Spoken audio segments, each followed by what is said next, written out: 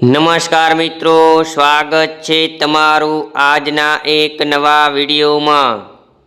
આજે આપણે વાત કરીશું કે ગાયને મારવાથી સેંકડો વસ્તુઓ બને છે। અજાણ્યા તમે પણ આ બધી પ્રોડક્ટ્સનો ઉપયોગ કરો છો તો એ પહેલાં જે મિત્રો ચેનલ પર નવા છે તેમને ખાસ નમ્ર વિનંતી છે કે વિડીયોને લાઈક, શેર અને ચેનલને સબસ્ક્રાઈબ કરવાનું ભૂલશો નહીં। તો ચાલો શરૂ કરીએ આજનો આ મહત્વપૂર્ણ સ્ટોરી વિડીયો। જય ગૌ માતા। ભારતમાં કુલ 3600 મોટા કતલખાના છે જેમની પાસે પ્રાણીઓની કતલ કરવાના લાયસન્સ છે। સરકારે શું આપ્યું છે? આ ઉપરાંત 35,000થી વધુ નાના કતલખાનાઓ છે જે ગેરકાયદેસર રીતે ચાલી રહ્યા છે। કોઈને કંઈ પૂછવાનું નથી। દર વર્ષે 4 કરોડ પશુઓની થાય છે કતલ, જેમાં ગાય, ભેંસ, ભૂંડ, બકરી, ઊંટ વગેરેનો સમાવેશ થાય છે। કેટલીક મરઘીઓની કતલ થઈ તેનો કોઈ રેકોર્ડ નથી। ગાયની કતલ કર્યા પછી માંસ ઉત્પન્ન થાય છે અને માંસાહારી લોકો તેને પુષ્કળ પ્રમાણમાં ખાય છે। ભારતમાં 20% લોકો માંસાહારી છે જે દરરોજ માંસ ખાય છે અને તમામ પ્રકારનું માંસ ખાય છે। માંસ સિવાય બીજી વસ્તુ જે મેળવવામાં આવે છે તે તેલ છે। તેને ટેલો કહેવાય છે। જેમ ગાયના માંસમાંથી જે તેલ નીકળે છે તેને બીફ ટેલો કહેવાય છે અને ડુક્કરના માંસમાંથી જે તેલ નીકળે છે તેને પોર્ક ટેલો કહેવાય છે। આ તેલનો ઉપયોગ મોટે ભાગે ફેર એન્ડ લવલી જેવી ફેશિયલ ક્રીમ બનાવવામાં થાય છે।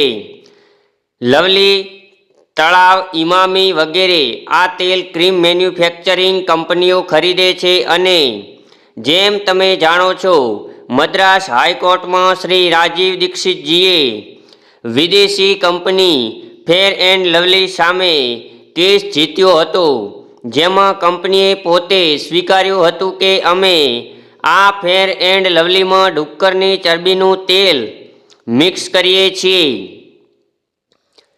તેથી કતલખાનાઓમાં માંસ અને તેલ પછી પ્રાણીઓનું લોહી કાઢવામાં આવે છે। કસાઈઓ પહેલાં ગાયો અને અન્ય પ્રાણીઓને દોરડા વડે ઊંધા લટકાવે છે, પછી તેઓ તેમની ગરદન પર ધારદાર છરી મારી દે છે અને અચાનક લોહી વહેવા લાગે છે। તેથી લોહીનો ઉપયોગ મોટા ભાગે અંગ્રેજી દવા, એલોપેથીની દવા બનાવવામાં થાય છે। ગાયના શરીરમાંથી લીધેલું લોહી, માછલીના શરીરમાંથી લીધેલું લોહી, બળદ, વાછરડાના શરીરમાંથી લીધેલું લોહી અને તેમાંથી બનેલી દવાનું નામ ડેક્સસોરેન્જ કહેવાય છે। તે ખૂબ જ લોકપ્રિય દવા છે અને ડૉક્ટરો તેને એનિમિયા માટે સ્ત્રીઓને લખી આપે છે।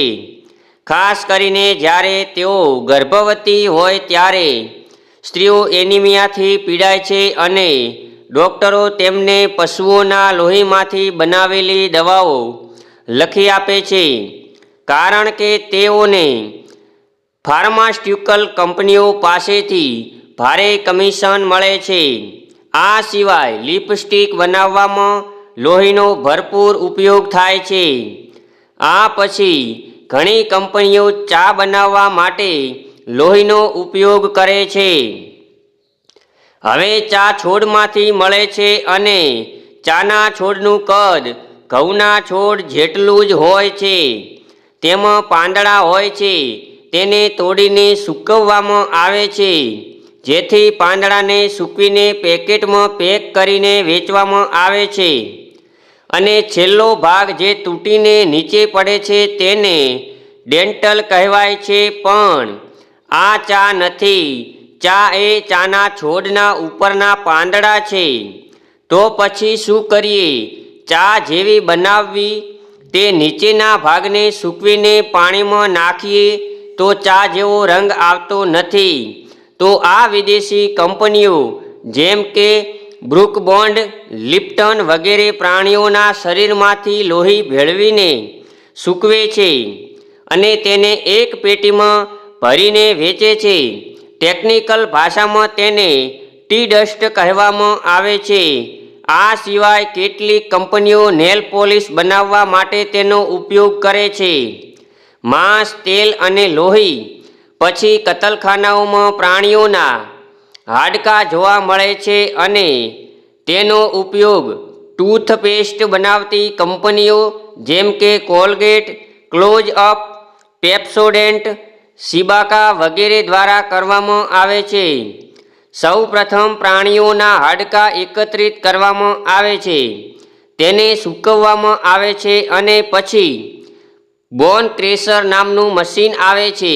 આમાં ઉમેરીને તેનો પાવડર બનાવીને કંપનીઓને વેચવામાં આવે છે. શેવિંગ ક્રીમ બનાવતી ઘણી કંપનીઓ પણ તેનો ઉપયોગ કરે છે. આજકાલ આ હાડકાનો ઉપયોગ ટેલ્કમ પાવડર બનાવવા માટે થઈ રહ્યો છે. લોકો સ્નાન કર્યા પછી જે લગાવે છે તેમાં તેનો ઉપયોગ થાય છે કારણ કે તે થોડું સસ્તું છે. By the way, talcum powder પથ્થરમાંથી બને છે અને તે 60 થી 70 રૂપિયા પ્રતિ કિલો અને ગાયના હાડકાનો પાવડર 25 થી 30 રૂપિયામાં મળે છે. આ કારણે કંપનીઓ હાડકાનો ઉપયોગ કરે છે.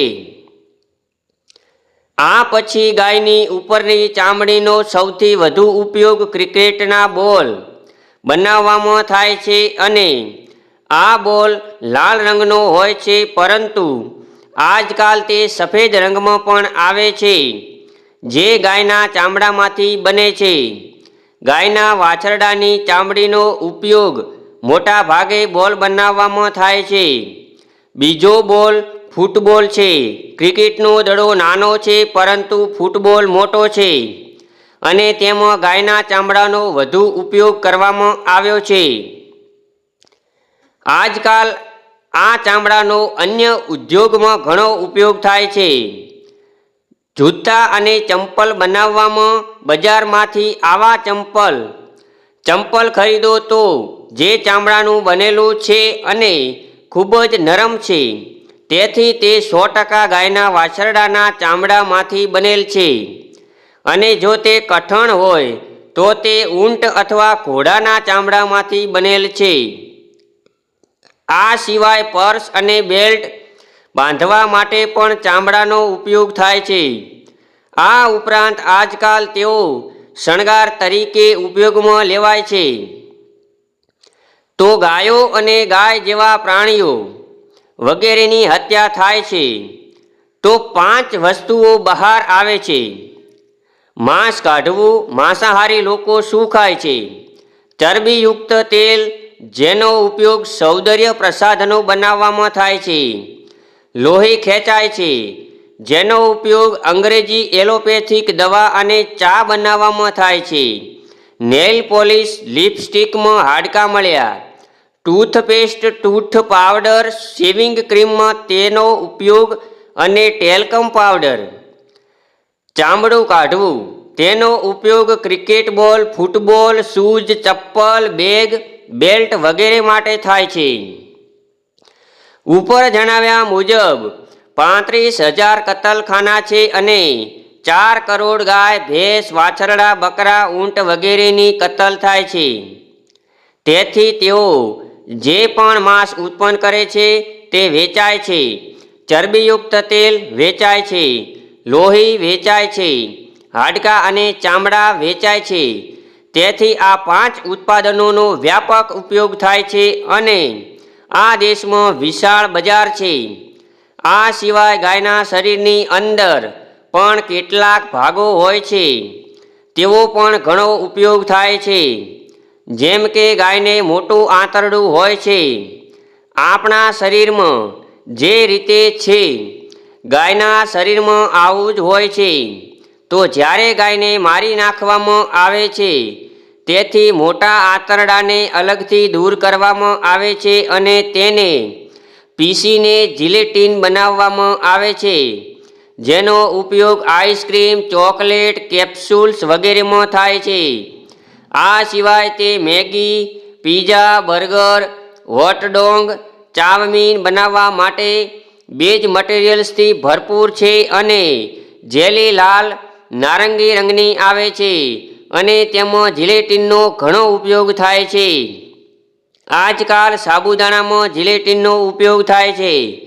ઉપવાસ દરમિયાન આપણે શું ખાઈએ છીએ? તો આ બધી વસ્તુઓ જે પ્રાણીઓને માર્યા પછી બને છે અને તેનો ઉપયોગ આપણે આપણા જીવનમાં જાણે અજાણે કરતા હોઈએ છીએ. અને કેટલાક લોકો પોતાને 100% હિન્દુ કહે છે, તેઓ શાકાહારી કહે છે અને ક્યાંક તેઓ આ માંસનો ઉપયોગ કરે છે અને તેઓ તેમના ધર્મને ભ્રષ્ટ કરી રહ્યા છે. તો તમે આ બધાથી બચી ગયા છો અને તમારા ધર્મને બગડતા બચાવો છે તો એક વાત હંમેશા યાદ રાખજો, ટીવી પર દેખાતી જાહેરાતો જોયા પછી ઘરમાં કંઈ પણ ન લાવો. આ સૌથી મોટી છેતરપિંડી છે. જેમ કે ચોકલેટ, કેડબરી, નેસ્લે વગેરેની જાહેરાતો છે. કોક પેપ્સીમાંથી આવે છે, ફેર એન્ડ લવલી વગેરે ક્રીમ, કોલગેટ, ક્લોઝ અપ, પેપ્સીડન્ટ વગેરે ટૂથપેસ્ટ વગેરે. તો આ બધી બાબતોથી બચવા માટે તમારા મગજનો ઉપયોગ કરો, કારણ કે જે વસ્તુઓની ગુણવત્તા નથી તેની જાહેરાતો બતાવવામાં આવે છે. દેશી ગાયનું ઘી જાહેરાત વગર વેચાય છે. લીમડાના દાંત જાહેરાત વગર વેચાય છે. શેરડીનો રસ જાહેરાત વગર વેચાય છે. જાહેરાતોનો સિદ્ધાંત એ છે કે કાંધાને ટાલવાળા માણસને પણ વેચી દો. વારંવાર એક જ વસ્તુ બનાવીને તમારું મગજ ધોવાનું, જેથી એક દિવસ તમે તેને સાંભળો અને તેને તમારા ઘરે લાવો. તો મિત્રો, જય શ્રી કૃષ્ણ, જય માતાજી, જય ગૌ માતા. આપનો દિવસ શુભ રહે. આભાર, ધન્યવાદ. ફરી મળીશું એક નવા વિડીયો સાથે. ત્યાં સુધી આભાર.